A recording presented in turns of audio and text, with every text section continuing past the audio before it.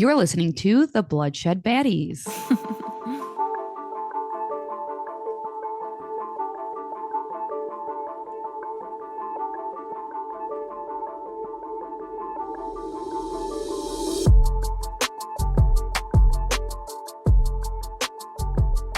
Hi, I'm Lex. And I'm Sam. And we are the Bloodshed Baddies. Hello, baddies. Good morning, baddies. We're recording in the morning for the first time ever. This never happens. How do you feel? Definitely more awake than usual. Then after a work day, Yeah. we're all chipper. We're chipper today. Yeah. So I just, went through a long road trip, 2 days of road tripping. So I'm curious, Lex, what are your fave road trip snacks Snacks. Ooh, on okay. a road trip? I love to get a Slurpee at some point on a road trip. I just feel like you need a Slurpee. If we're going like candy, I don't eat a whole lot of candy like in real life. But I feel like road trips, airplanes, vacation, those are like when you eat candy. For sure. Nerd clusters all the way. I am obsessed with nerd clusters. Brandon loves nerd clusters. And then for like a salty snack, this is my favorite snack at home too. This is no different. Is like Dots pretzels. I like Dots pretzels. That's a good one. For me, I'm a coffee drinker all the way. I need a coffee in my hand whole road trip. Do you pee the whole time? Do you have to stop 800 times? Based on my career, I don't get many pee breaks, so I'm used to the urge to pee. I'll say that. Chocolate wise, dark chocolate covered almond. Oh, I can smack that all day. And then snack wise, I'm a chip person. So like any chip I'm happy with. Like a Munchies, one of those mixed ones, or those Chex Mix ones that mix. Those are good. Yeah. I like a sour cream and onion chip. If I'm gonna eat a chip, it's a sour cream and onion chip. Baked or regular? Regular, no baked. No, that baked crap. is so much better. Give me the greasy, fatty chip. And then what do you listen to? What do you listen to on a road trip? It depends on who I'm road tripping with. Valid. I like podcasts a lot. So I don't mind listening to podcasts, but I also have to listen to some music. Yes. Taylor Swift is always a big one. And then another big playlist I play on road trips is like 2000s emo. Oh, it's a good one. Pop punk. Yeah, I feel like that's good road trip music. That's good. I like to listen to an audiobook if I'm by myself. Keeps me entertained. If I'm with someone, a podcast, because then I can like talk about it with them. Like, oh my God, like one of those kind of podcasts. And then of course, like supplement it with music. Like I can't listen to a podcast the whole way or an audiobook the whole way. Yeah. Yeah. If I'm road tripping like at night, then I need like calm music. So then I play like Noah Khan. That's my nighttime music. If I'm road tripping at night, I need like music that keeps me awake. No. Too overstimulated. I'm like doing Scream all the way at nighttime. That's what I do. Okay, and then what everyone gets fast food on a road trip. What fast food place are you stopping at? Oh, that's a good question. I don't eat a lot of fast food. I know. This is a hard question for us. Yeah. I do think like I can go ham for some McDonald's chicken nuggets and French fries. Oh, that's a good one. Yeah. But I also know that's not gonna make you feel the best on a road trip. No. Like a Taco Bell Power Bowl, because it's got like lettuce and some like, I know it's not super nutritious, but powers you up. Some greens. I like to eat green things. I eat like 1 to 2 salads a day. So yeah, that's me. If I'm passenger princess, I like to get like a Zaxby salad or a Chick-fil-A salad. But if I'm not, I usually get like a chicken nugget or something I can like eat with my hands. One singular chicken nugget. Can I have 1 chicken nugget, please, and 3 fries? Thank you. All right. Okay, Lex, I'm so excited to hear about your story today. I'm very excited about my case today, actually. So my case is actually a case suggestion from Julia. Hi, Woo Julia. woo! Hi, Julia. We love you. She messaged the Bloodshed Buddies Instagram. Go follow, go message, go interact with our stuff. And she was like, I know this is super different than what you guys do, but I think you should do John Gotti. Yes. And we are a family who is very interested in the mob. We grew up watching Goodfellas. We're also Italiano. Yeah, we're Italian, so we pretend we're in the mob, even though we're not. So I was actually really excited to get into this, and I actually did a lot more research on this than I thought I was going to, Yeah. because I couldn't stop.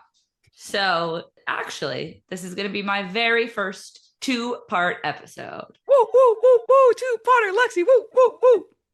They may be two shorter-ish parts, but they were too long and too confusing to put together. So I found a good breaking point. And this first episode, we are going to talk all about the rise of John Gotti. Yes, I'm so excited.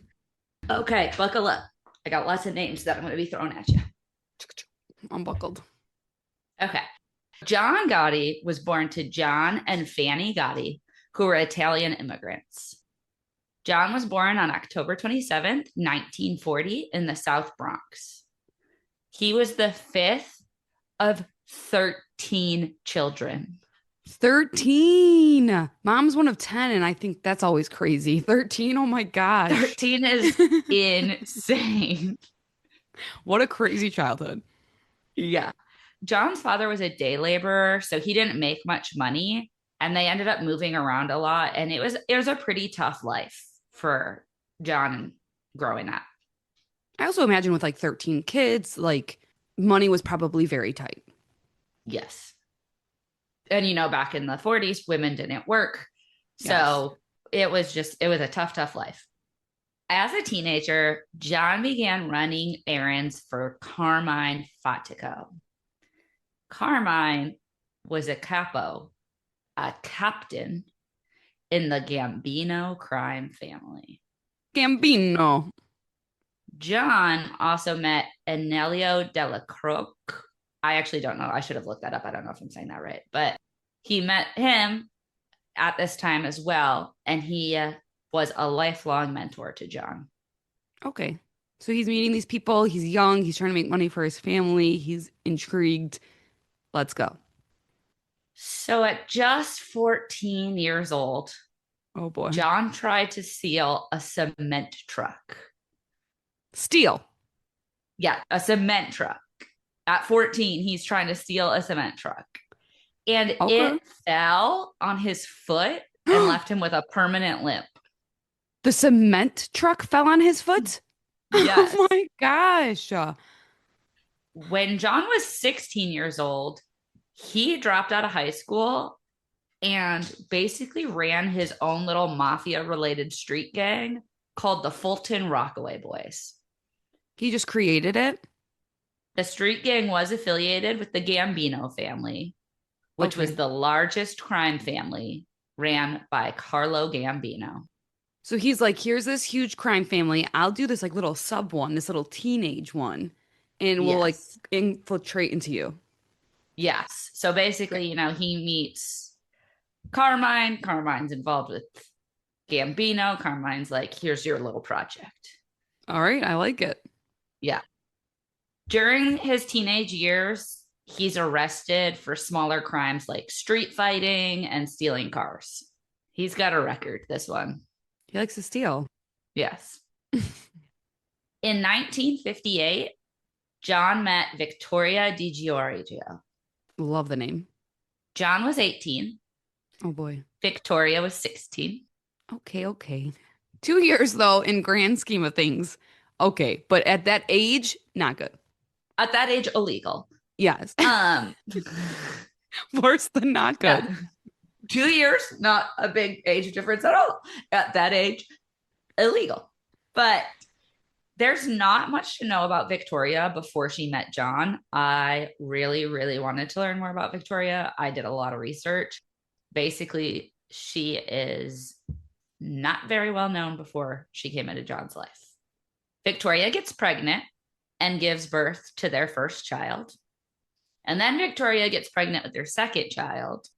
And on March 6, 1962, while she is pregnant, John and Victoria were married. Okay, so she was pregnant before she got married, which is scandalous at the time. And then she got pregnant again, and then they got married. Yes. So Okay. she's got a baby on her hip and a baby in her belly when she's married. Love it. Let's go. Yes. So they end up having 5 children, 3 sons and 2 daughters. Cute. It was reported that the couple fought constantly and separated multiple times. That's very sad. And Victoria has said, like in newspaper interviews, that she basically raised the kids by herself. I believe that, especially if he's like doing mob things, you know. Yeah, it's probably like really hard when your husband's in and out of jail for Yes. mob related crimes, getting And going to arrested, steal and yeah. stealing cars. Yeah. Poor Probably not Victoria. a very present father. No, I would imagine no.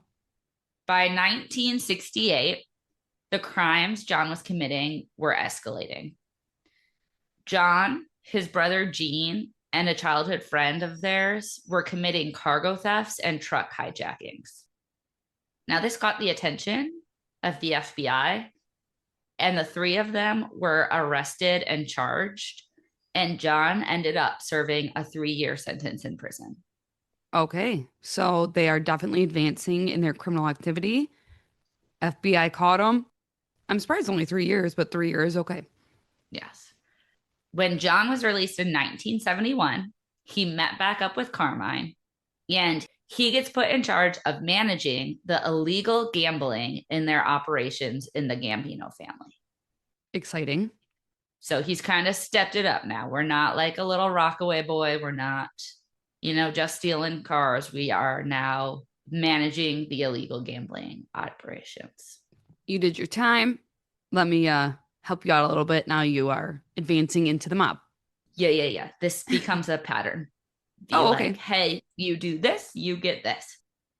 A year after he starts managing the illegal gambling operations, Carmine Fatica was indicted on loan sharking and conspiracy charges. So Carmine gets caught, he's indicted, and he gets let out on bail. But part of his bail is he's not allowed to interact with any of his associates. Oh boy. So he's like, well, I can't run this right now while I'm on bail. Otherwise, I'll go away. So he names John acting captain to take his place. Oh, that's like a big step up. John now reports directly to Gambino's underboss, his lifelong mentor, Agnello Della Croce. Okay. Really stepping up, John. Yep. Now I'm going to introduce you to a man named Jimmy McBratney. Say that name again. Jimmy McBratney. Okay. It just flows so well together. I liked it. Go ahead. Jimmy was also a gangster. Okay. He dealt mostly in armed robberies, kidnapping, Oh, and running guns. there's a division in the mob for kidnapping. So, rumor has it that Jimmy was involved in the kidnapping and murder of Emmanuel Gambino, Oh, nephew of Carlo Gambino. so bad blood here is what I'm surmising. On May 22nd, 1973, good old Jimmy sitting at a bar called Snoopy's Bar and Grill, Snoopy's. and 3 men walk in. The story of what happens next is kind of murky, but all accounts end the same, with Jimmy shot to death in public. Oh, wow. In front of people. Yes. One of these 3 men was John Gotti. Okay. So he is now stepping up to like not giving any F's and saying, well, you're in public and you're going down. A lot of the accounts are like, it wasn't supposed to happen in public, but something happened and it got out of hand. But every account I read was so completely different. But The long and short of it is that there's a very good chance that Jimmy was actually not involved in the kidnapping and murder, and that it was just a rumor. Really? Yes. That's wild. So this is the first murder that John was involved in. And because, for whatever reason, it was done in public, John is caught and arrested in 1974 and sentenced to 4 years in prison for attempted manslaughter. 4 years? I'm assuming he's not the one who pulled the trigger. Correct. Okay. That's still like wild to me that him and his friends do this and you're like, okay, 4 years because you attempted it. I think there's a lot of mob connections being pulled. Oh, okay. I can see that. Yes. So at this time, John's telling everybody, he's like, I'm going to be a mob boss one day. Look at me go. And everybody's kind of laughing at him. They're like, okay, John, whatever. But during his time in prison, John would bribe the guards and he was allowed to like go home and visit his family. What? And meet up and hang out with the other mobsters. How? Was he still wearing his prison garb? That is what I would like to know. Just walking the street. Did they give him a change of clothes? I'm sure they give him a change of clothes. But like he was just like in prison for 4 years, but like, hey Not. y'all, I'm gonna go home and see my family this weekend. Oh, hey, I'm gonna go hang out with my buddies. It was like an apartment. Yeah. What the heck? Okay. All right. Sure. In 1976, while John was still in prison, Gambino dies of natural causes. Okay, sad. But also, I'm just thinking, I didn't even realize it was like already 1976 here. And he's still like getting let out of jail and stuff. That's like something you would think would be like the 40s or whatever. What? Yeah. I'm even more mind boggled. Okay. I'm sorry. Gambino passes away. Sad. Everyone expected Gambino to name Anelio, John's mentor, to replace him. But Gambino kind of surprises the whole family and names Paul Castellano. Paul Castellano. One day I want to do a whole thing on Paul Castellano because his story is crazy too. But we're going to stick with John today. We could do a mob series. Yes. In 1977, John gets out of prison early. He is initiated as a made man into a Gambino family. Oh. Samantha, do you know what a made man is? Girl, you know I know what a made man is, but tell the listeners. Basically, you just got to kill somebody and then you're a made man. But it's a big deal. Yes, because made men are not as touchable in the organized crime world. Yes, and that's like their goal is to be a made man, like these mobsters. Yes. Yes. So now that he's a made man, John becomes a captain of a crew and quickly becomes the family's biggest earner. Okay, John, stepping it up. Mm-hmm. A year later, John was part of the largest unrecovered cash robbery in history. Okay, John, stepping it up again. The Lufthansa heist at Kennedy Airport. Oh, wow, an airport. On December 11th, 1978, 6 men broke into the Lufthansa cargo terminal and stole $5 million in cash, which is $22.4 million in today's money. Oh my goodness. And $800,000 worth of jewels, which is $3.6 million in today's money. Impress. Only one person was ever convicted in this heist. One.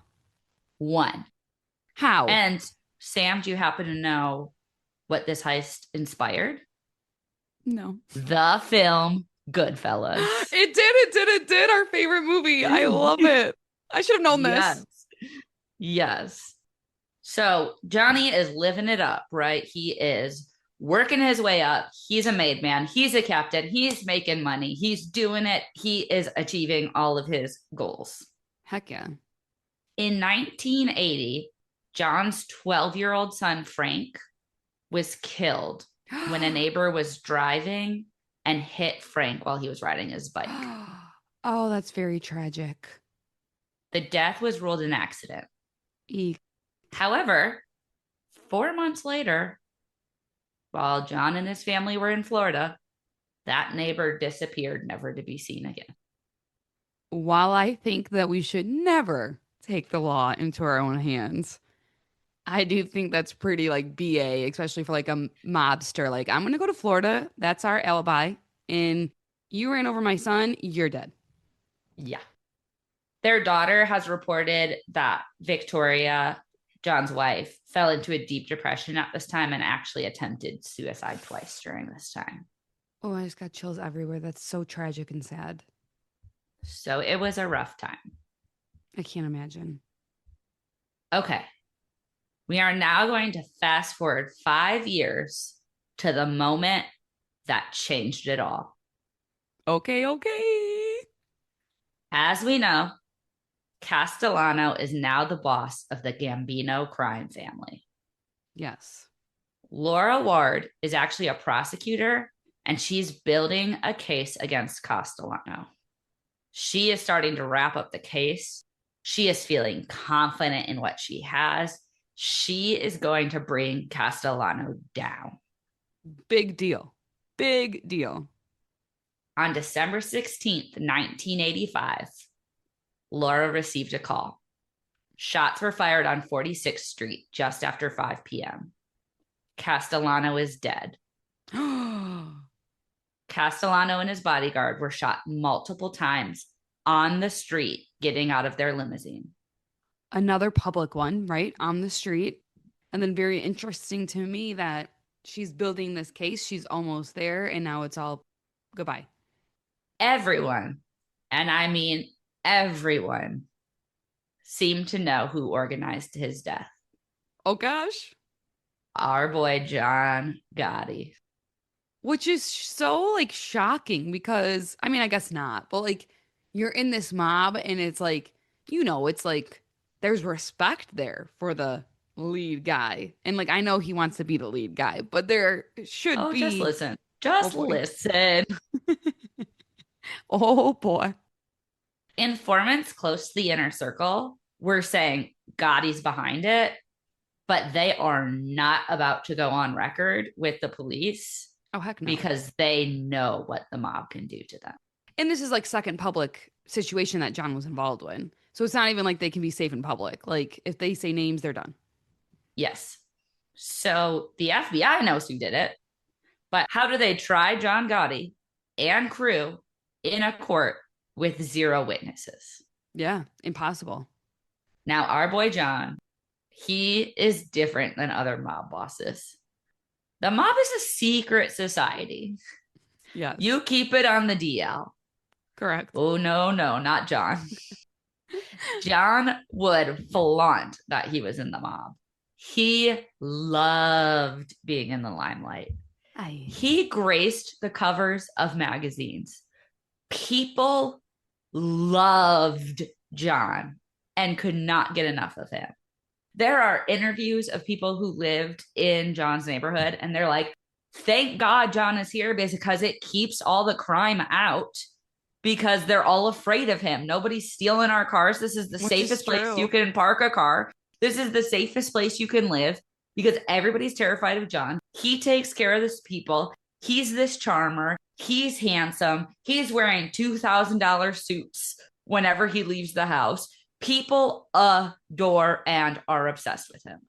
How wild. He's like so famous for doing illegal things and the police can't like get him. Yes. And people would be like mad if the police got him because people loved him so much.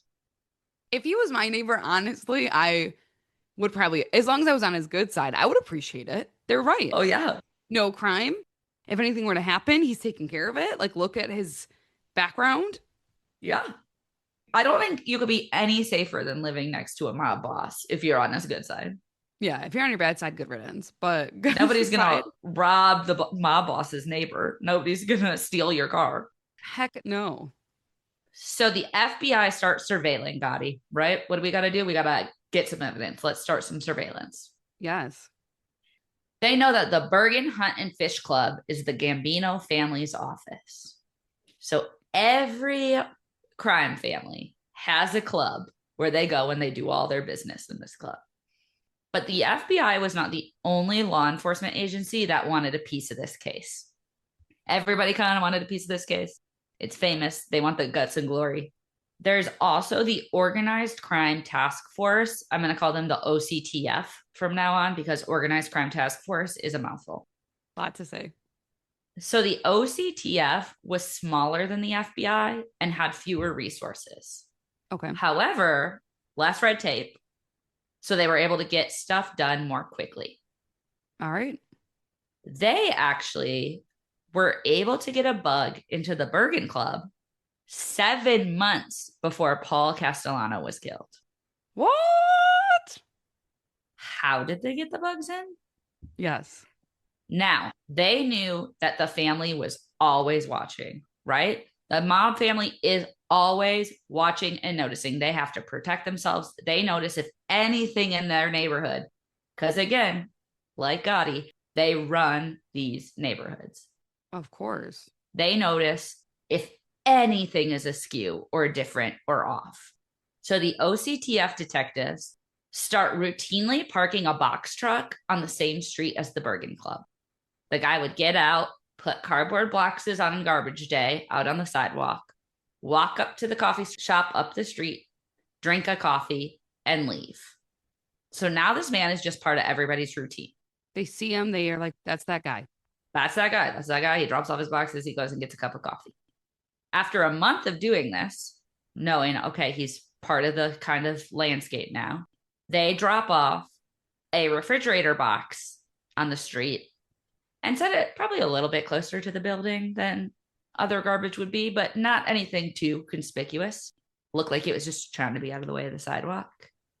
Inside the refrigerator box is an agent who is an expert at picking locks.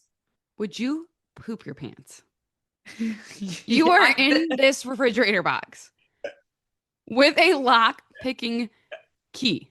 I would be, that box would smell so bad because I would have so much gas because I would be so nervous. This is not the kind of job I could do at all. Like literally never.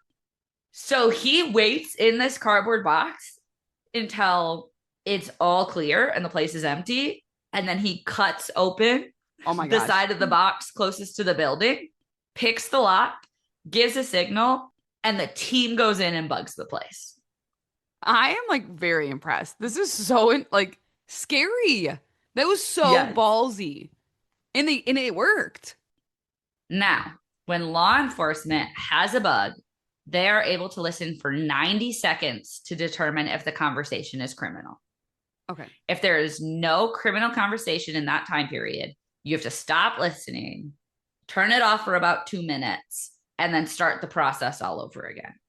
The team is listening and listening, but they are not getting much at all, really. There's a lot of talk about gambling, but gambling is not illegal. Yeah. And when you have a bug in place, you only get to have it in for 30 days, and then you have to renew it. If you don't have anything criminal, you cannot renew it. So the bugs get turned off. No. All that work for nothing. Now remember, all of this bug stuff happened 7 months ago before Castellano died. So we're going back to the present where Castellano had just been killed. A week after his murder, all the captains meet and vote John in as the new boss. Like, who else could you vote in? Especially if he's so famous and not getting away with everything because everyone would be mad. Like, it's obviously John, you guys. There was no vote necessary. John throws a big Christmas party. The whole mob family comes, and he comes out as the boss. I would love to see those looks. The women, the men, the outfits. I would love it. Oh, amazing. Yeah, I'd die to be there. He is the new godfather. I'm the godfather. You come to me in your time of need. Oh, no, we should keep that in. No, I'm just kidding. Delete. The OCTF decided to go back through all their old recordings to see if they missed anything, specifically anything that would point to John and his crew planning the death of Castellano. Okay. While listening to the tapes, they start to really focus their attention on the tapes that have inaudible parts. This is when they picked up on some tension between John Gotti and Paul Castellano. Oh boy. Apparently, there are 3 cardinal rules in the mob. Number 1, don't go after a made member's wife. Yeah, that's a good one. Number 2, don't sell drugs. Also a good one. I can see that. Number 3, never cooperate. Oh boy. We're going to focus here on number 2, don't sell drugs. You don't deal drugs because you could get caught and arrested. And these charges typically come with big sentences, 20, 30 years to life. Remember, this is the 70s. Drug charges were more extreme, taken a lot more extreme back then.